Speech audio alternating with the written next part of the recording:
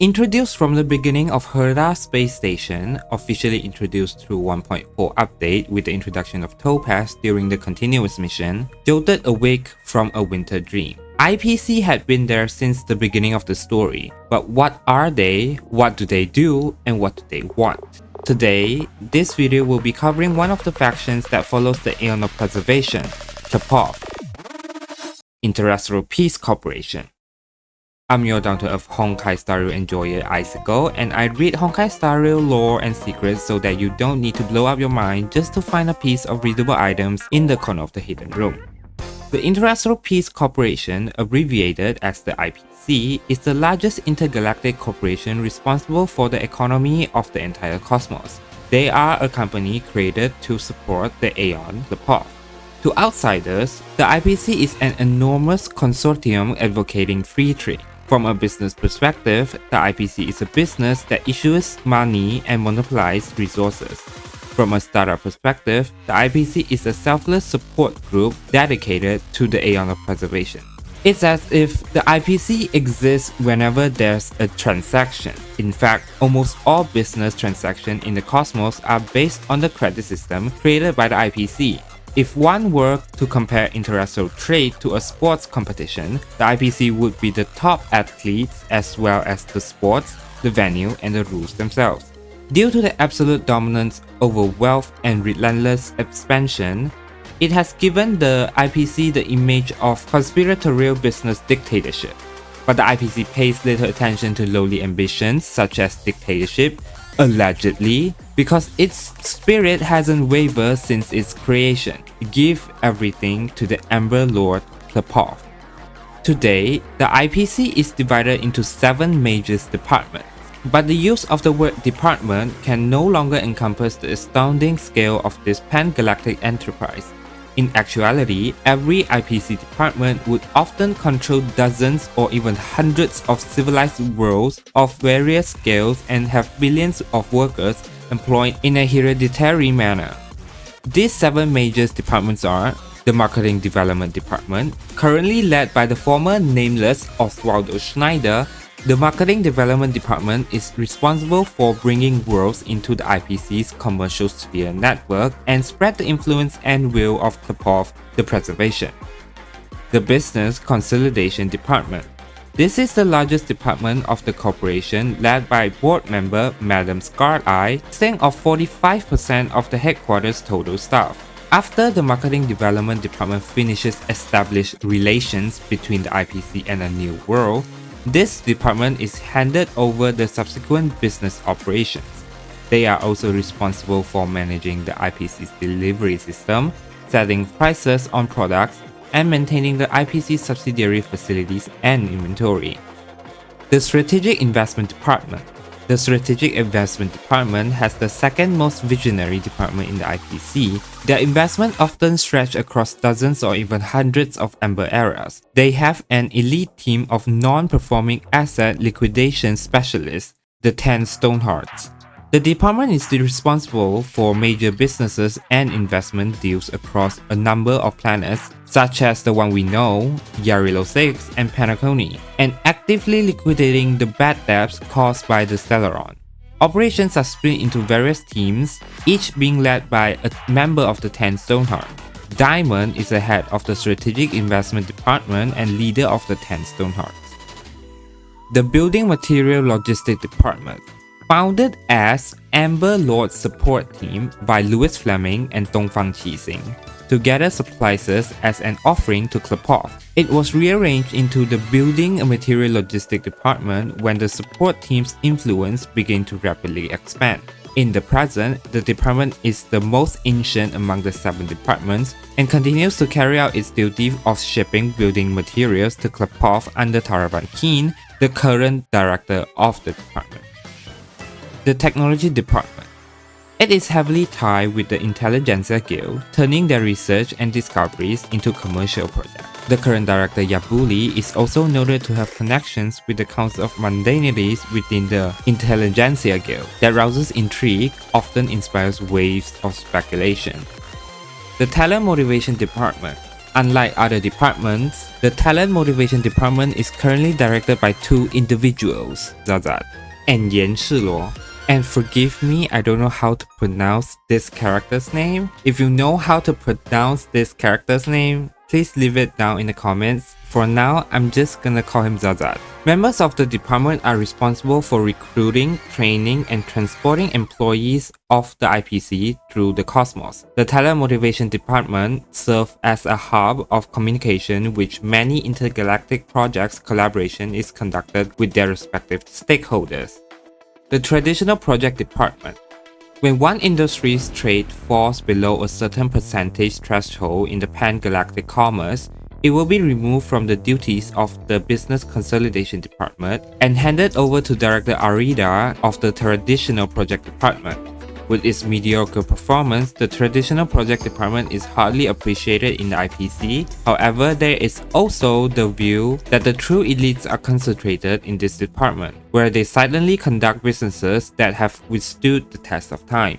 Under Arida's management, the department has been mockingly called the retirement home of the IPC of people who has no future due to its moderation performance quality. However, many believe this is where the true elites conduct business behind the scenes. When it comes to the rank system in the IPC, it goes like this from bottom to top. P13 staff members are office workers who handle odd jobs. P16 employees are supervisors to the new temporary workers. P25 members become branch directors of the department. P35 staff members gain access to the top cloud mansion at Pier Point, which is the IPC headquarters.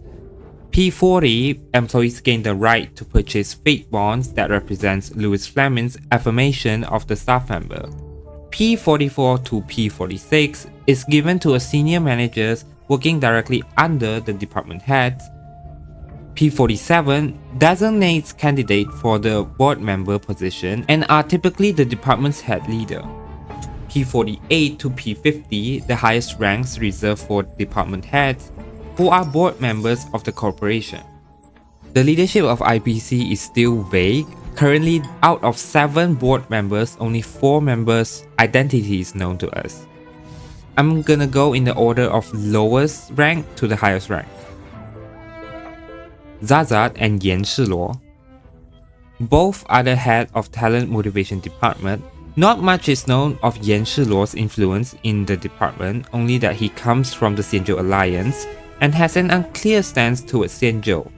As for Zazat, he only maintains the department by awarding new employees with petty benefits. The two directors have a hold over a vast information network, forming powerful alliance and establishing relationships with major factions unwilling to join under the IPC. These external aids will demonstrate significant value in situations where the IPC is unable or unwilling to show its face. Basically, allies that work in the dark. Additional fun fact, Yan Shiluo has the same name as the cult leader of Rite of Holy Flames from Honkai Impact 3rd visual novel Shenzhou Zhejianlu, Blade of Empyrean. Now, I haven't gone into that specific story yet, so I don't know exactly what influence he had in that story. If you know, leave it down in the comments. Yabuli. As a young head of the technology department, Yabuli is acknowledged by the Interstellar Peace Corporation for her scientific knowledge and business acumen. Her role as the leader of the department places her as the de facto controller of the Intelligentsia Guild, which means she holds 2 titles, the head of the technology department and also the de facto controller of the Intelligentsia Guild. And her connections with the guild is noted to be an intriguing one. While Dr. Ratio somewhat complimented Yabuli for her competence, he described her subordinates as ambitious and enthusiastic, yet so witless and amateurish. It's as if evolution halted prematurely for them. Diamond. Rank P47, head of the Strategic Investment Department in the IPC, leader and founder of the 10 Stonehearts, and one of the rare emanator of preservation in the corporation. Diamond sought out individuals for their talents regardless of their background or origin, assigning them with tasks of liquidating these investments that had turned into bad debts caused by the Stellaron outbreaks.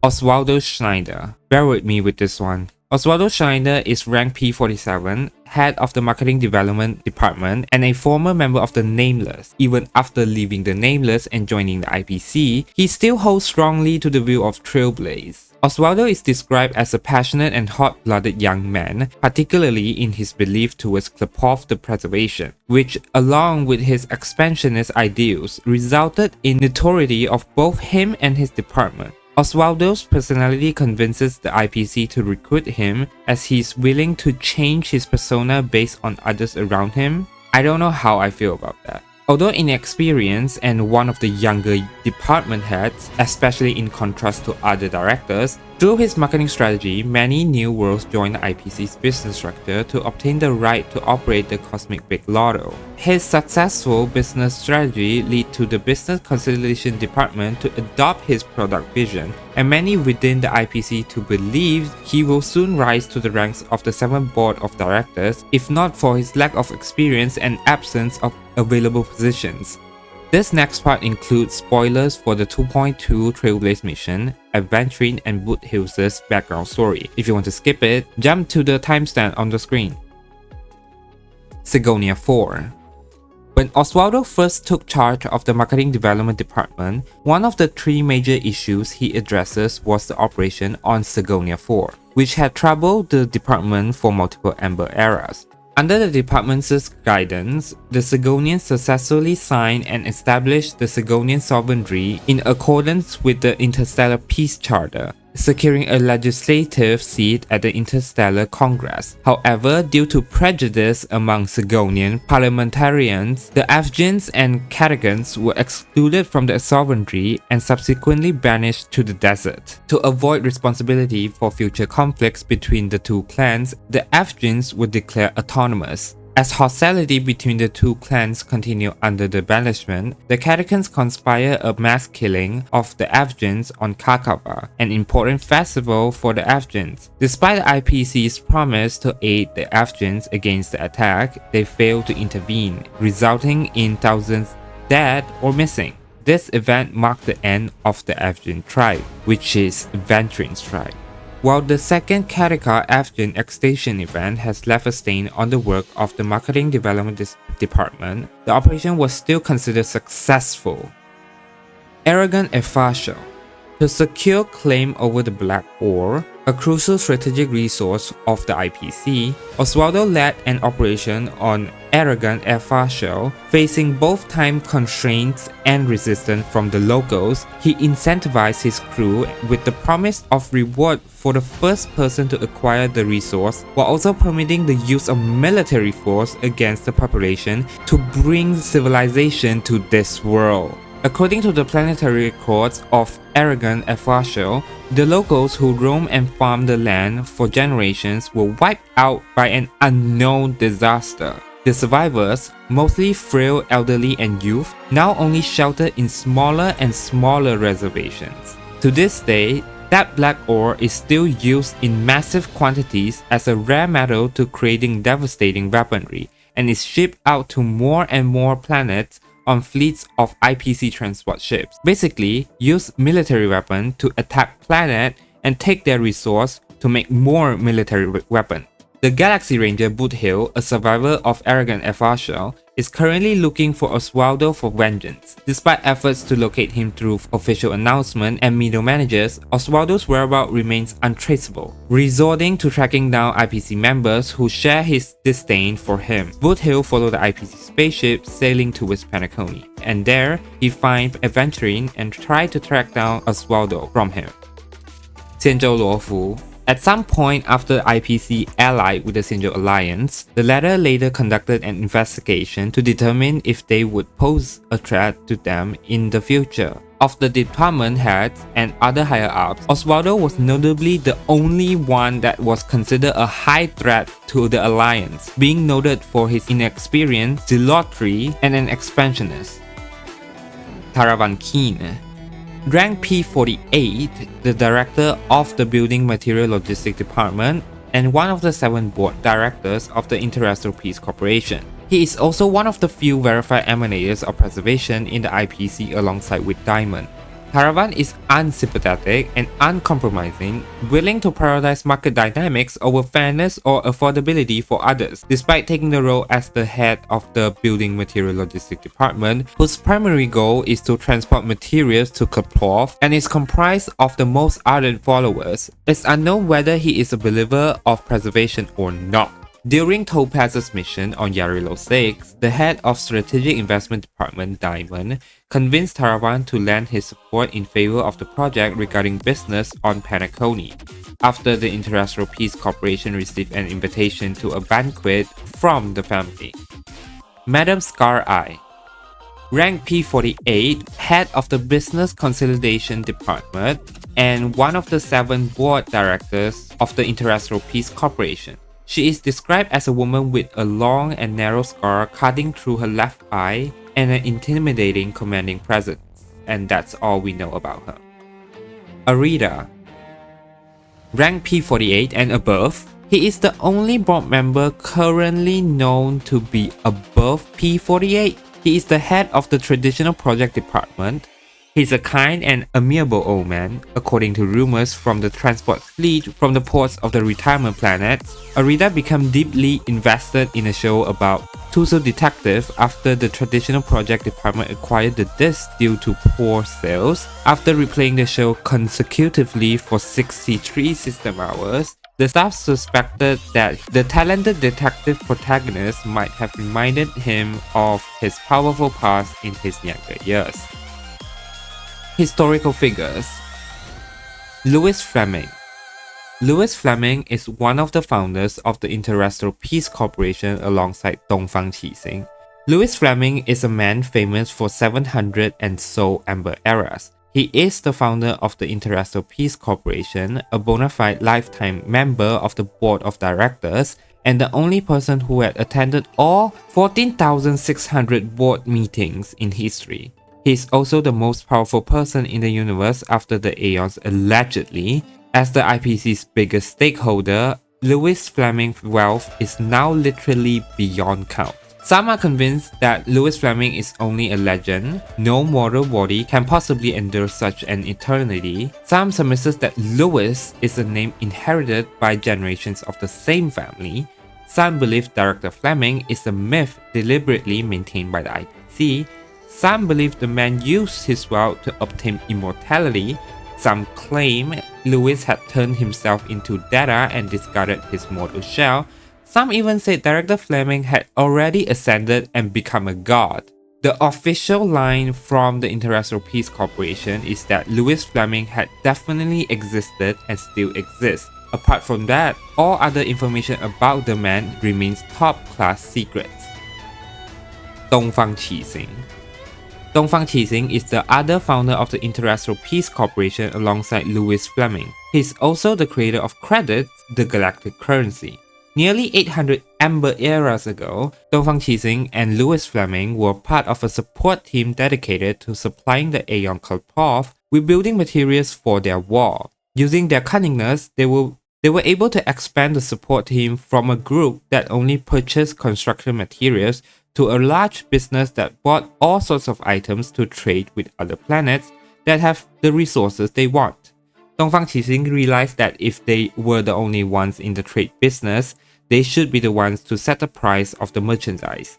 About 30 years later, Louis Fleming and Dongfang Qixing announced the reform of the support team into the Interastral Peace Corporation. Dongfang Qixing introduced Cosmos-wide trade regulations and the IPC introduced the credit system at the same time. Credits were used to set a price for everything in the galaxy, solidifying the IPC's monopoly on trade. At the end of the anti-organic war, it was revealed that he was the political power behind Pokakakamon, Genius Society member number 4, who assassinated many people during the war. Herta speculates that the two might have been involved in Louis Fleming's resignation, which is not clear what she is referring to, and there has been no news of Dongfang Qixing ever dying nor retiring, so he's supposedly still alive till this day. 10 Stonehearts.